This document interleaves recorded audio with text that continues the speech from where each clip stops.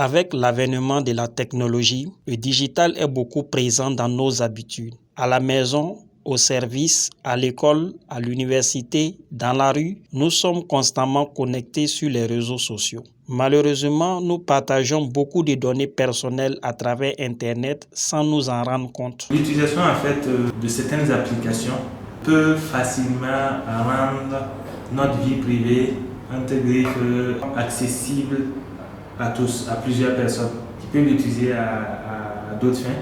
Le numéro de téléphone peut permettre de nous localiser par exemple, de pouvoir même permettre à quelqu'un de se faire passer pour nous, pour pouvoir faire quelque chose de mauvais. Aussi, tout ce que nous faisons comme selfie, se prendre en photo, publier dans les statuts et autres, ça peut être dangereux parce que ces mêmes images ou ces mêmes vidéos peuvent être manipulées à d'autres fins.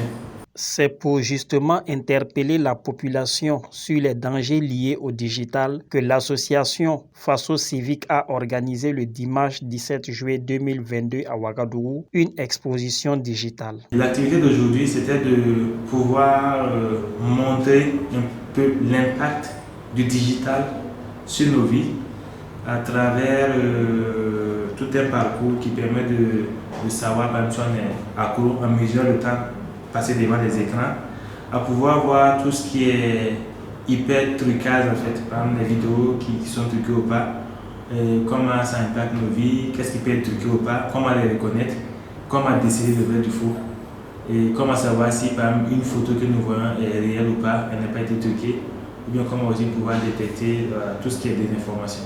Et à pouvoir donner des guides de bonnes pratiques pour pouvoir mieux se protéger, avoir plus de sécurité et de bien-être lorsqu'on est sur les réseaux sociaux, même lorsqu'on est sur Internet. Selon Adamassi Traoré, le téléphone a été conçu pour nous donner l'impression d'être branché quand on est sur les réseaux sociaux, ce qui est absolument faux. Beaucoup de jeunes pensent qu'être sur les réseaux sociaux, avoir beaucoup d'amis, c'est une réussite. Ce n'est pas forcément le cas. C'est des amis virtuels qui ne peuvent en aucun cas remplacer en fait, un seul ami physique qu'on a. Alors, c'est d'éviter beaucoup plus de publier des fausses informations ou de relayer des fausses informations. Parce que lorsqu'on a une information, au lieu de partager, il faut d'abord chercher à vérifier. C'est pour ça lors de notre activité, on avait une partie où on parlait de double check qui permet de vérifier 2 fois une information avant de distribuer l'information. Parce qu'avec la technologie, il est possible de juste modifier des images ou prendre des images peut-être d'un théâtre et faire croire que c'est peut-être la guerre pour créer la haine et inciter d'autres personnes à la violence. Voilà. Donc, méfiez-vous surtout de ce que vous voyez. L'exposition digitale de Faso Civique ce dimanche 17 juillet 2022 a été suivie d'un débat qui a enregistré la présence d'une 50aine de participants. Vous savez qu'il y a actuellement des technologies qui permettent de faire en sorte qu'on exploite même notre parole. C'est-à-dire que ce que j'en ai été en train de me filmer, après on peut me montrer en train de dire autre chose, avec des mouvements différents. Il y a des personnes qui permettent de faire ça. C'est pour ça que j'ai dit que le mouvement numérique, les mouvements de la bouche peuvent être modifiés. Ensuite, le corps, tout ce qui est mouvement, le corps, ça peut être modifié. Visage, ça peut être aussi modifié.